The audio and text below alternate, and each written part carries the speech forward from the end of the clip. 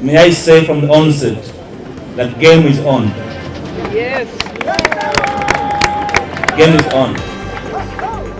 Mr. President, you know for a fact that if I choose to do something, I do it and I deliver. In this video, we are digesting how Honorable Mpuuga fell out with a new vibrant opposition party, that is National Unity Platform, and His Excellency Robert Kyagulanyi alias Bobi Wine.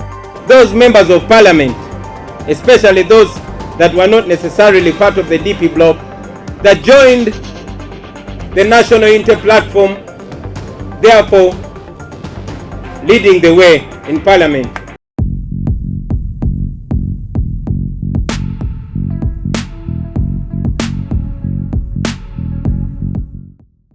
Nkwaniriza nnyo ku Essential Media Uganda, amanyenze Mr. Essential wakatelenze amata agatafa. Waliwo interview eno jinguddeko yali ku CTV era ngeno interview nge yali agikubiriza yali omukulu Iguma nga bali bakyazizza mu kiseera ekyo eyali leader of opposition Mathias Mpuuga. Nenga kati wenjogerera Mathias Mpuuga n'ekibiina ekya National Unity Platform tebali makambugo era nga bisongovu bye beeyogerera buli omu wabaako ng'akutte akazindaalo. Ekibiina kino ekya National Unity Platform kibiina kikyali kipya mu byobufuzi bya Uganda era nga kyajja n'engombo eya People Power eyakwata abantu mu babiro mu mwaka ogwa 2018 era bwe tuyingira omwaka 2021 ekibiina kino kyaleeta omukulembeze waakyo Robert Kyagulanyi ne yeesimba ku bukulembeze bw'eggwanga Uganda era ng'ono yavaayo n'ebitundu 37 ate ng'eyamuwangula yali His Excellency Museveni ng'ono yabukayo n'ebitundu 58 ku buli 100 era nga wadde ng'akalulu kano kaalimu emivuyo, Bobi Wine yavaayo n'ategeeza n'agamba nti n'akalulu ke baakafutyanka era nga baamubba era nga yagezaako n'okugenda mu kooti wadde nga kooti still teyafunayo kiramu. Nga babaka aba opposition abali ku ludda olwa National Unity Platform bayingidde mu Parliament.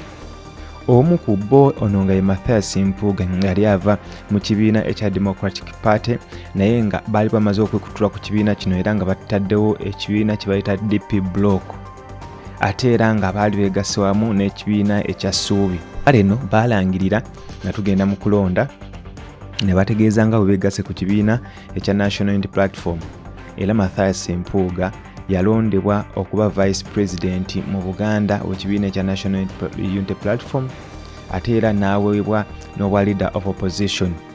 Buno nno nga babumuggyako mu mwaka ogw'2024 nga gutandika mu January. Invite all that believe in a new and better Uganda. Back the new team leader in Parliament.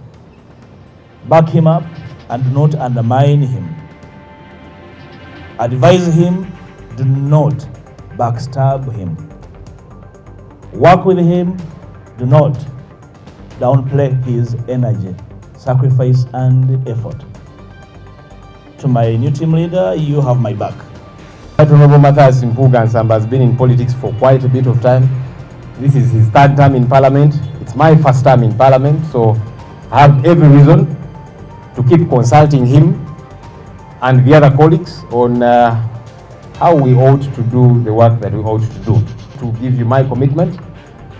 Wano baamulonda mu kifo ekirala era nga baamulonda nga ye Commissioner owa Parliament. Oluvannyuma ate bwe beekyusa nga bamulanga obulyake n'obukenuzi era nga waliwo amawere agayitingana nti nno ono yezibika miliyoni 5 mu Parliament. Aba ekibiina kino ekya National Unity Platform kye bagamba nti nno zino yazitwala mu bukyamu era nga kyalinga kyojja mu bumiro okuva mu gavumenti eya Museveni.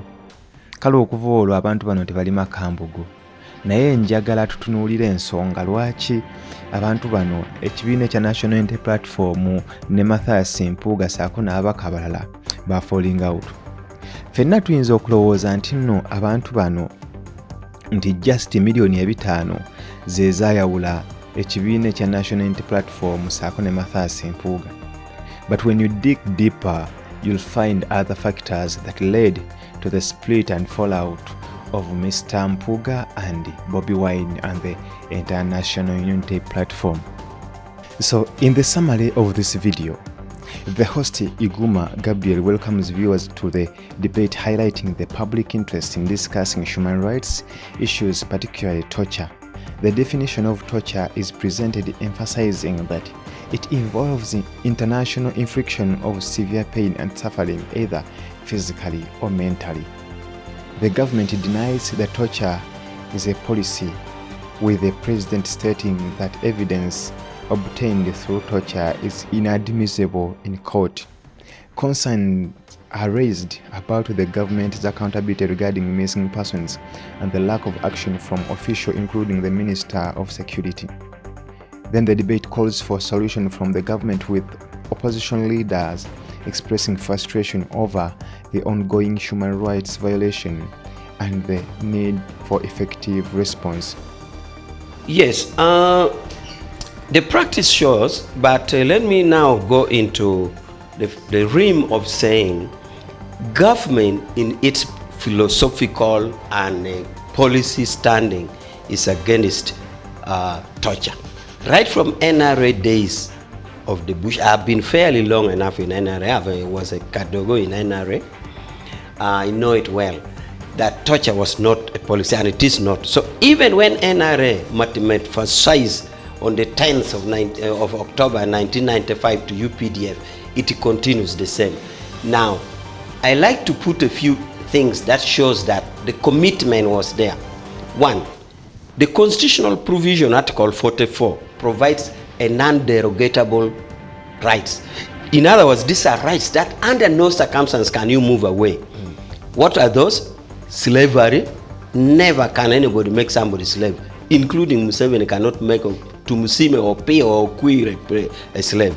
Two, habeas corpus. If somebody is lost and his whereabouts is not known, you can go to court and say, bring his body here. Corpus actually doesn't mean corpse, a dead person, but the body. That's why you have body corporate, body corpus. Three, a right to be heard. Under no circumstance should you not hear anybody. Then the fourth one is torture. In the past, before the constitutional dispensation, if Okello stole a chicken and the magistrate presides over a case, the magistrate could actually order the local Gomorrah Skari to give canes. These days, not even the court of law has a right of torture. Not even the Supreme Court can order beating. Nobody, absolutely no. So these are rights that you can not derogate from. Remember, these rights does not even include right to food. It does not even include right to life. So this shows the commitment government is making. Two, Human Rights Commission was put in place, okay, to carry out the protection of human rights. Three, there's an act called the Anti-Torture Act. The beauty of Anti-Torture Act is that there's a provision which says the Prevention and Prohibition of Torture Act. You can no longer now hide. Any state actors cannot hide under the provision that sue Attorney General. In the past, if a police went for operation and broke your leg and you sue the police, it would say sue Attorney General. But these days the law is saying you are personally liable. So, and other international instruments, Uganda is bound by UDR, Universal Declaration of Human Rights, Convention on Civil and Political, Cultural and Economic, Convention on the Rights of the Child, Convention against Torture, Convention against elimination, discrimination against women, migrant, all human rights instruments. Right. So now, I'm trying to illustrate a point that if all these commitments are there, what would make somebody think that it's the same government that goes behind doors and be against it? No. Right. It wouldn't have wasted time on this.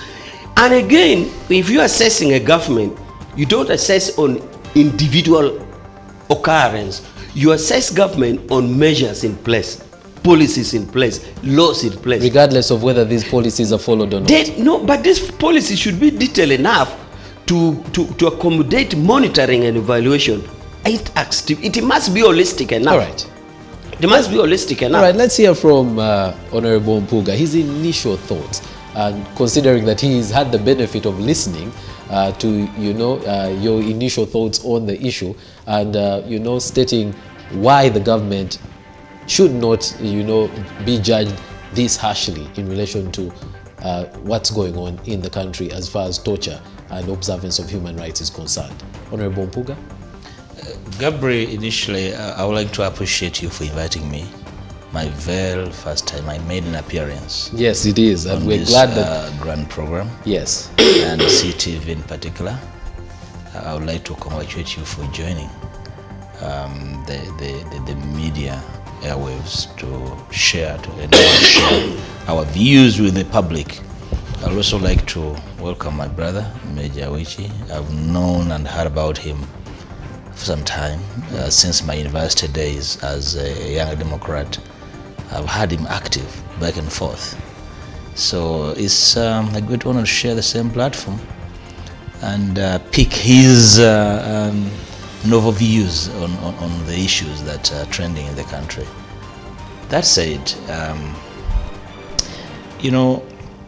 Gabriel, we need to appreciate the bigger debate. And the benefit I have, not just as a LOP, because my career in public life has been an evolution.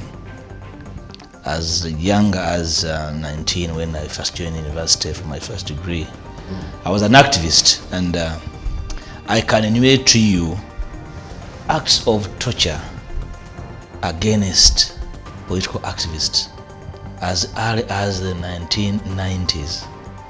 And I can enlist for you victims of this torture. I can tell you people who lost lives, people who were tortured and lost manhood. I mean, probably the distinction today is that there is total proliferation of the media. And whoever has a small phone and a camera is a journalist, can publish, can transmit, can share. And I'll give you an example. I remember in 1996, immediately after the presidential elections, we had a retreat as young Democrats in Nkozi University to think through the challenges of losing a brutal election, and we're supposed to be there for 3 days. We spent a single day. The following day, we were attacked and beaten badly. It was 96? Yeah, 96. Soon after the promulgation of the 1995 Constitution. Yeah, after the Semogere versus 7 election. We were beaten like a cattle. We were chased. We left our every belonging in the university. We were chased up to Kayabwe and told to find our way. I will never forget that.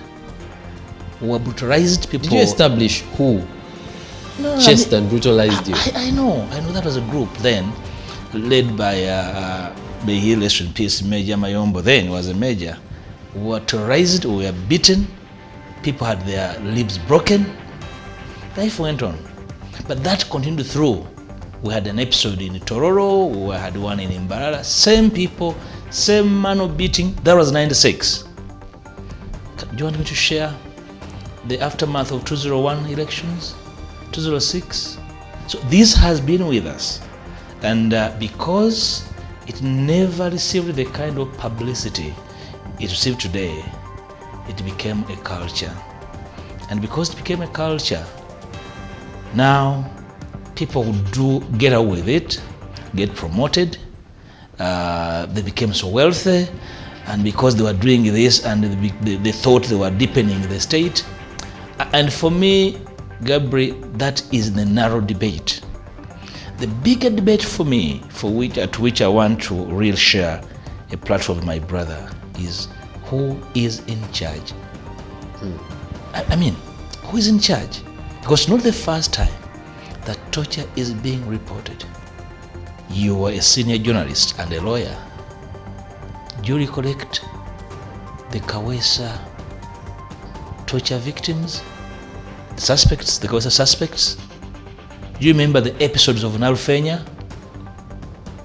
You remember the mayor of Kamwenge, was it? I think Kamwenge.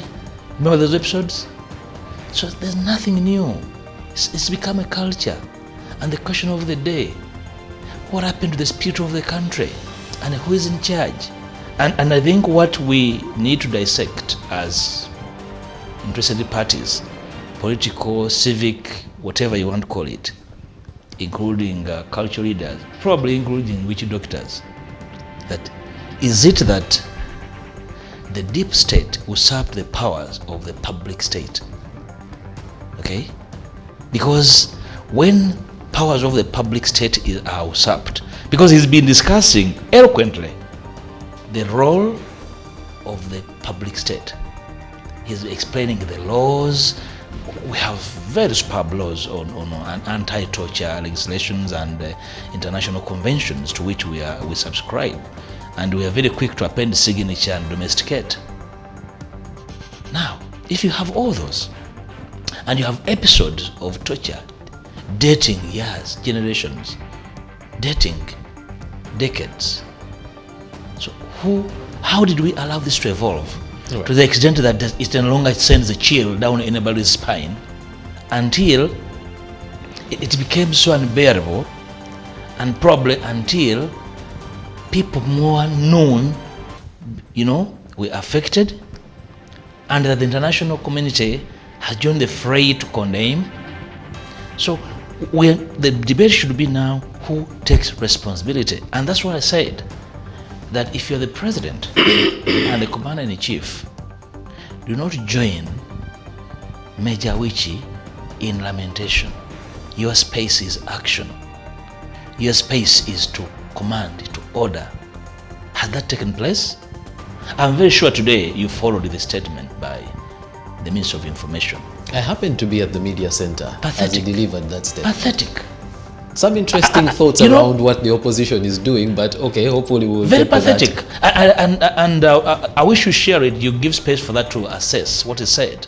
And I want we to pick actually the had thought. invited him for the talk show, but he had I a would, prior I would engagement. have loved to share a platform with him to tell us. You know what he said? That this one Masereka is a suspect ADF rebel collaborator. In other words, saying, as long as you are suspected to be an ADF collaborator, they can cut off your feet. For him, that was okay. I actually thought he was out of his mind. I don't know whether journalists were able to follow up him to explain whether that what he was saying was in his right state of mind. A minister of information and national guidance was on media informing the world that as long as you are an ADF suspect, that was okay. Nobody's questioning it. Okay.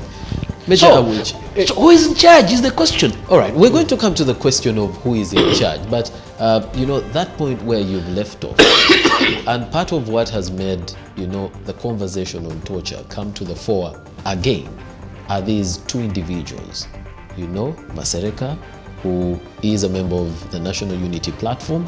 He is, he's a representative there in Kasese, and then Kakwenza, the novelist, who we've also heard that today has found a way of leaving the country. Well, those two instances, or those two individuals, the Minister of Information found it, prudent to come out and inform the country on, what was going on with those two cases. And the leader of opposition says the explanation given to the country is not satisfactory. Okay, now, first of all, it is good that three of us are lawyers. I really needed to look at a text of what he says. If I'm to go by the paraphrasing, I can actually ask my team to get parts of the video of what the minister did say. As we wait, but I can say this, if I go by what the leader of opposition is saying, is that I want to reiterate my position by saying Article 44 is non-derogatory, okay? Even if somebody kills 10 people, the option is not to torture the killer. The option is to take him according to due process of the law. Yes. You can hang him if you want to hang him, okay? You can hang him. So, I as a government, there shouldn't be a position of any defense as to why somebody is tortured. Even if he killed 10 people, You have no right to say because he has killed 10, then you torture him. No. You have the due process. You can hang him by court of law. Said you are sentenced to death for killing 10 people, but no torture. So, but I need to get the text of what the minister was saying. I think for the benefit of our viewer, it's important that we read the actual text from the Constitution, which goes as follows. No person shall be subjected to any form of torture, cruel, inhuman, or degrading treatment or punishment. It does not give actually read the heading. exception. Read the heading. Is I'm not reading it from the Constitution. I'm reading it the from heading is saying non-derogable rights. You see, it lists other rights, but these are rights and you did can't mention them tamper. earlier on. Yes. So I don't see. I need to read the minister in context. But what I want to say here is that even if somebody killed 10 people, you have no right to torture that person. You can take him to court, sentence him to death, hang him, okay, but not torture. I said even the courts of law has no right. But then I want to comment on what Honorable said about a gap. Honorable seems to raise a question of who is in charge, and it is, as he puts it, a big debate. It needs to be discussed. My answer to that query is that power belongs to the people in this country. And power belongs to the people. We go regularly to seek the mandate of the people. And government has got, this current government has got the mandate from 2021 to 2026. So power belongs to the people. 2 is that the government is in charge, the president is in charge. Now, and he's a very strong president. So there's no doubt about who is in charge. We are not doubting where power comes from. We should, however, say, if there are evidence of torture among the state actors, the problem doesn't need a nuclear engineer. It's that there are actors within the state system, actors who should be brought to law, because the law is clear that government doesn't condone. So if there are actors in there, then those actors are the ones who should be brought. To me, maybe we need to emphasize also the procedure of complaint mechanism. You see, what you're submitting right now actually adds weight to the argument that the leader of opposition is making. Because when he asks who is in charge, what is expected is not questions from the government, but answers. Because if these people were presented in court and presented by state, institutions, they had these people and therefore should account for what happened to these people in the period when they had them. If they received these people in that state, it should be stated clearly. No, his query is, you have the state and the public policy, according to what I had stated about the laws and policies in place. How comes that there are still elements of torture? Yes, that was one. So now I am saying one aspect of it. Yes, and he is here. He can actually elaborate on that. Yeah, because so that we get a clear response to that's why my answer is that there's no doubt about authority. We are not living in one of the states where you call a failed state. We are not living in a situation where there's anarchy. We are not living in a state, we are living in a normal state where the power belongs to the people. The mandate is got from the people. The president is in place as chief executive. But we are not living in this ideal situation, this utopian situation. Utopia, as you know, Mr. Owen, an Englishman, once thought of a country in an island like Kalanga, where there was peace and everything was all right. And then actually Owen was the first to start a nursery school, this early childhood education. So Owen thought there was that ideal. So now, even if you have a government, even if you get the power from the people, ideally things should move on. But you get challenges inside there where you find cadres, the actors do mistakes. That is why even in the law is saying, should you do it, you are personally liable. So the legislators, where the honorable is, presupposes that we do not live in that ideal situation of Owen. That is why the actors who make mistake does not therefore deny the fact that there's somebody in charge. It does not deny the fact that we have a power from the people. Then I believe the question to be asked. It doesn't bring the fact that we are in a failed state. Major, no. which the question to be asked is, what have the people in charge then done about the situations you have just elaborated? Because about if actors, it's not a failed that state, is what I said. Yes. I said, if we have actors who have done this, and even the lawmakers had envisaged, Yes. you see, if there was And not passed a law to envisage that of this, effect. if it was not envisaged that while we presume to live in a flow normally, other actors may come. That is why the law was put some time back, that should it arise, it should be dealt with. Now, that is what brought me to what complaint mechanism do we have? Because a victim should either bring a civil claim about his torture, which can go to human rights court or even to ordinary courts, or he could even report a criminal case perpetuated on him. So the issue now is, what complaint mechanism do we have? Right. Do the people know? really- The people don't know. I want to bring Okay. Honorable Mpuuga back, but very briefly. So, if the people do not take the civil or the criminal route, those in charge will let these things they have seen just go. Is that what you're saying? No, it will not be let go. I know there are procedures that can, a state will always move on a motion of its own. For example, where there's an outcry, no doubt there will be a motion of its own, and the president has always done it time and again. So if there is no complainant for a civil claim for a violation, and there, by the way, Human Rights Commission has billions of shillings they have awarded on this kind of cases. The kind of cases where police and the army has done this, Human Rights Court has awarded damages. Ordinary courts have awarded damages. Officers have been arrested.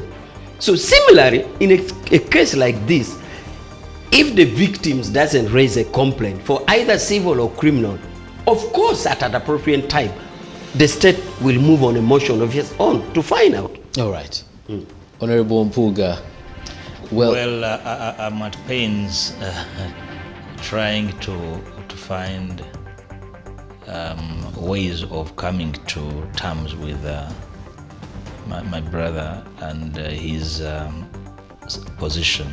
I want to appreciate him that from the onset, he said this is unacceptable.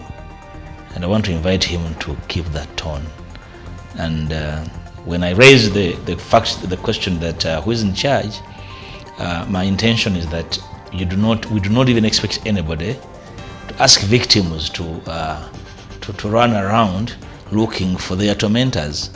I spent over an hour with Kakwenza in prison, sharing with me his ordeal where he was at Chigo, and he told me how he was arrested, handcuffed and blindfolded throughout. He was only given the blindfold was only removed to eat something in the dark and to forcefully take medicine. After that, again handcuffed and blindfolded. And we're asking this person to identify his tormentors. And his tormentors had the courage of dumping him at an unfortunate court with a questionable judicial officer without his attorneys to enter plea and get remanded. Driven again by tormentors, dumped in a prison. What are we asking of citizens? And that's the question I'm still raising. At the end of the day, has the official public state been usurped? And therefore, there's an understate, which we call the deep state in statecraft, that has taken over and therefore is really doing things the way it desires, and nobody can summon the courage from the public state led by the president to ask questions. That's what I'm saying. If you are a state actor at the level of minister, president, you have no space asking of victims to identify their tormentors. It's actually like accusing victims of being responsible for their troubles, which is very unfortunate. And this never builds the spirit of the country. When these matters arise elsewhere, in probably democracies we admire, when these matters arise, they are humbling public matters, and everyone will humble themselves. So after watching part of that video, we are continuing with inside the Bobi Wine Mpuuga fight. Tension within the party came to the forefront, particularly in the Greater Masaka region. Mpuuga, backed by some local leaders, expressed opposition to a mobilization campaign named Kunga. This campaign, led by the party's influential secretary for mobilization, Fred Nyanzi Sentam, who is also Chagulanyi's brother, faced criticism for its approach and objective. Mpuuga openly questioned the campaign's goal, labeling them as convoluted. He raised concerns about the campaign's focus, questioning why Kunga, if it were a beneficial project, seemed to be targeting NUP members specifically. This stance by Mpuuga reflected underlying tension within the NUP and highlighted the complexity of internal party dynamics as well as the challenges faced by the opposition party navigating their political and strategic objectives. Mpuuga said, "We all need to have one goal. For you to say you are the best at mobilization, and then you go in an area and say, I'm bringing for you new leaders. What's that? How do you even say you have come to mobilize people, yet you are inviting only NUP supporters? Isn't that a real confusion?" That's why we said that Kunga should stop until you have guidance on how to move forwards. This statement now reflected his stance on the current mobilization strategy, particularly the Kunga campaign, and underscored his concerns about its execution and focus.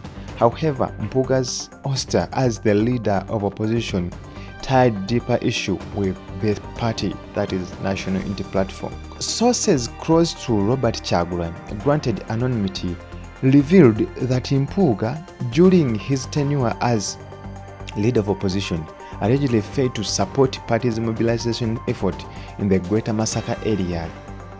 It was noted that he never organized any event with Chagulanyi as the guest of honor. This lack of support was seen as part of the reason behind his removal from the leader of opposition position in parliament. Another individual in the Kunga campaign explained the usual procedure when party officials visited an area. Local leaders included members of parliament expected to mobilize resources to support the campaign's activities. However, Mpuuga reportedly resisted this practice as leader of opposition. He had access to considerable resources but allegedly declined to facilitate such mobilization in his area. Moreover, he said to have influenced other leaders in Masaka to adopt a similar stance against the mobilization efforts. Ebintu bino byaddala abaana betuzise mu Masaka bangi bannabukenya liita basenteza fe abaana baffe babasibye tutambulira mu kufa kunywa butwa abalala balwadde abalala babuzibwawo tebyetaaga kuzanyiramu yadde ate tebyetaaga kuteekamu magezi mangi nakutegeera ekibiina bwe kitula tugamba nti bano bakoze ensobi yadde nze nze nkoze ensobi banteeka mu kattu bwe seenenya oba bwe seetonda oba n'okulizanyiza okulizayininga kubanga kino ekibiina si kyange nga muntu si kyakyakulanye nga muntu kyaba ki ate kijjidde mu kiseera ekizibu nga dikiteeta atucunya twagala kuleeta ntuukakyuka mu ggwanga awatali yadde effunyiro yadde ekoona kati ekiriwo kyazuulibwamu obuli bwaki enguzi which we don't compromise with. Abasajja abo Mpuuga Bwanika Kyagulanyi baali bamukwano nnyo n'ekyo kyabatabula tukkiziganya nakyo nti kyabatabula nga waliwo ekigwa ku sayidi y'abantu n'ekigwa ku sayidi ya dictator. These revelations painted a picture of internal discord within the NUP, highlighting conflicts over resources allocation and mobilization strategies. The situation posed challenges to the party's cohesion and effectiveness in achieving its political goal. Mpuuga's action and the reaction of the party members underscored the complex dynamics of political leadership and resource management within NUP opposition parties. A National Unity Platform leader suggested that Mpuuga's action might be driven by a desire to diminish the influence of the party's headquarters in his area and build a local political base. They basically want to remove the headquarters from having any influence in their area. I think he wanted to build a local base from which to launch his political ambitions. The leader stated these ambitions, reportedly aimed for 2031, played a significant role in the decision to remove Mpuuga as leader of opposition. A close associate of Bobi Wine expressed concerns over Mpuuga's countrywide tour, ostensibly for monitoring government programs for accountability. Mpuuga's tour, a first for a LOP, often included public rallies that drew large crowds and were conducted without the involvement or even briefing to the party headquarters.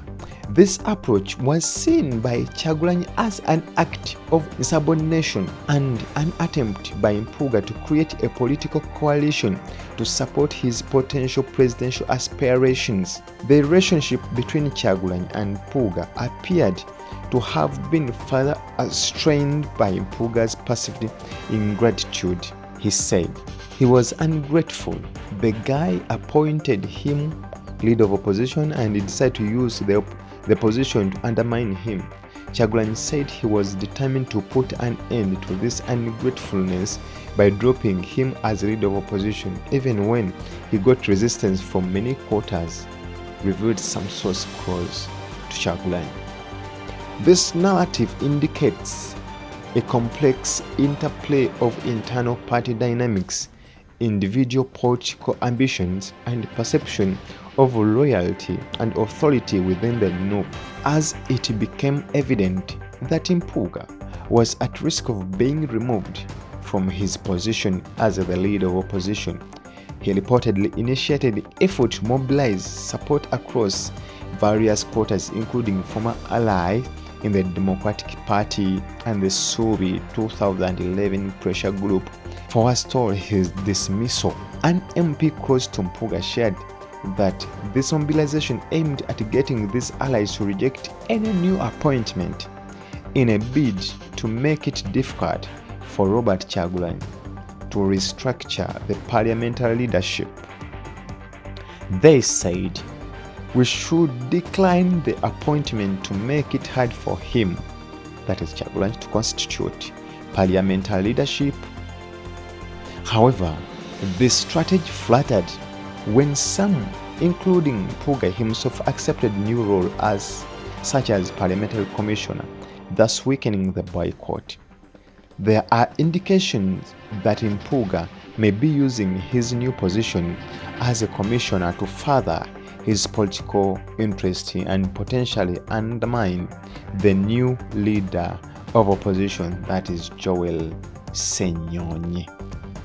According to the discussion within parliamentary member and Joel's leadership team, there is a sense that Mpuuga already had a counterproductive influence.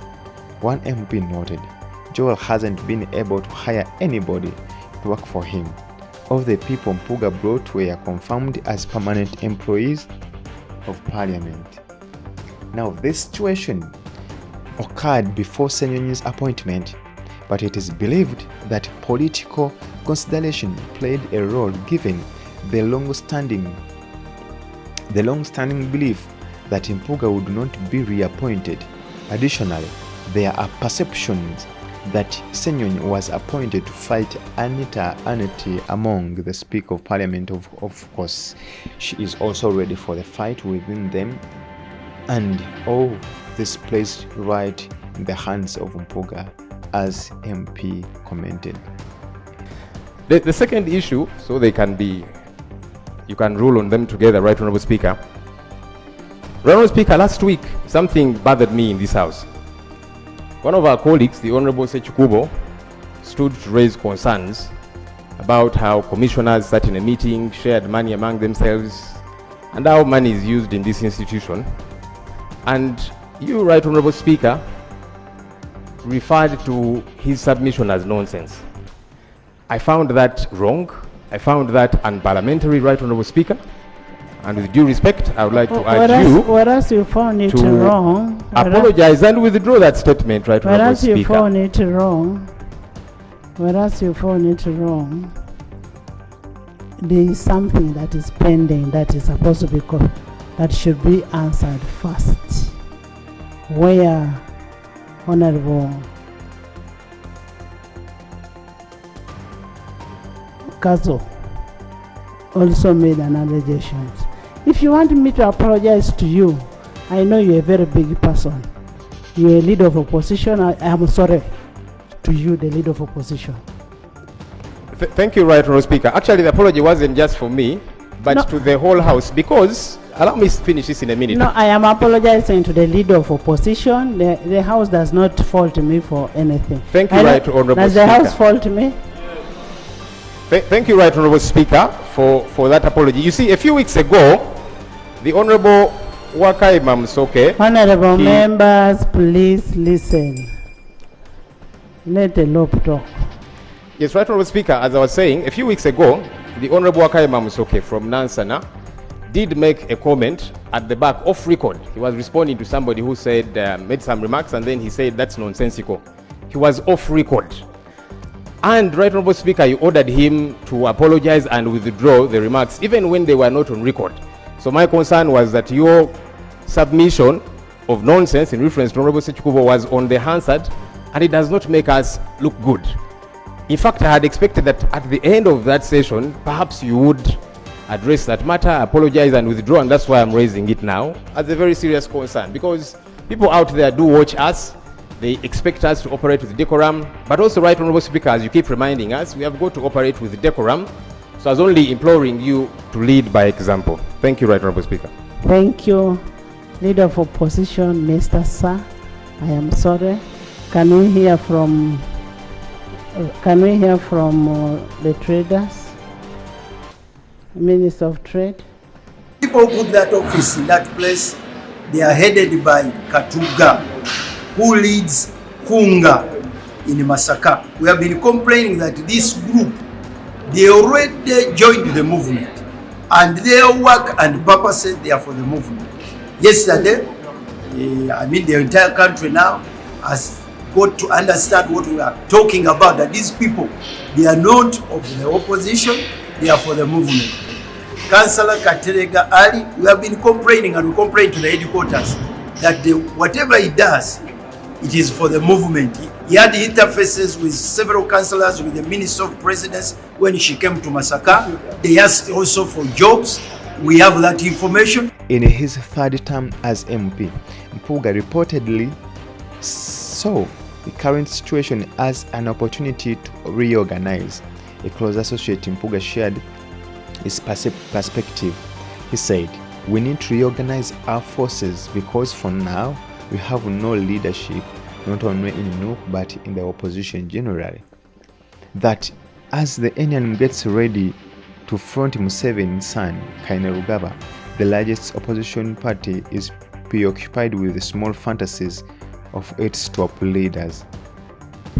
This statement highlighted Mpuuga's view of the need for strategic reorientation within the opposition, especially in the face of emerging challenges and political dynamics in Uganda. So the removal of Mpuuga as leader of opposition intensified the political dynamics in Masaka, providing an advantage to his opposition, who sees him as vulnerable. Mpuuga has been embroiled in a dispute with the Masaka city leadership led by Florence Namanja over alleged mismanagement of city properties. Namayanja and her allies aligned with Fred Nyans, possibly acting on instruction from his brother Robert Chagulanyi aka Bobi Wine.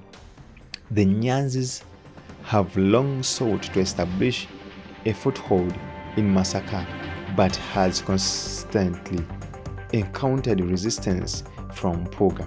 With the local allies now on their side, the struggle for influence in Masaka has gained momentum. Nyans declared that his Kunga mobilization campaign are nationwide and Masaka cannot be an exception. An associate of Nyans expressed concern about the lack of foot soldiers, the term used for Nupu mobilizers in the area. Unlike other regions, Masaka's shift from the Democratic Party to NUP was accompanied by the transfer of intact DP structures to NUP, still firmly under Mpuuga's control. Mpuuga also enjoyed strong support from the influential institution in the region, namely the Catholic Church and the Uganda Kingdom. Mpuuga, countering Nyanzi's effort, asserts that Masaka is already a liberated area that does not require further mobilization. Instead, he suggests that such effort be focused on regions where NUP is yet to gain strong foothold. People are very annoyed with the people who waste their time. People who know that Masaka is a quarter guard, who have built interest in politics in Masaka, and this is what we want to export to other areas where there are still weaknesses. To be able to do that, we have to reduce conflicts and selfishness. Ours is not politics of eating. We are involved in serious politics as leaders. I can't wait to see bloodshed among our supporters. Mathias Mpuuga, the hostile leader of opposition and vice president of the National Unity Platform, enjoyed solid backing from Dr. Abedi Bwanika, the member of parliament for Kimanya Kabonera. Bwanika stood out among NUP MPs for his willingness to openly challenge Robert Chagulanyi aka Bobi Wine and other high-ranking party officials.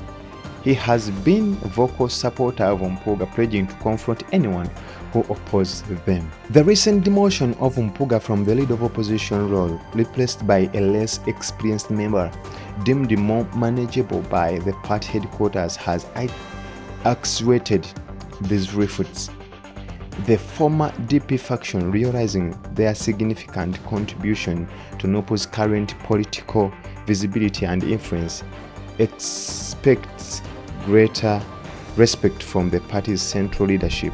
Additionally, there is growing speculation about the 2026 election, questioning loom regarding Bobi Wine's political stance, his decision to run again, the promises he might make, and whether voters will be convinced of the possibility of unseating Museveni through the electoral process.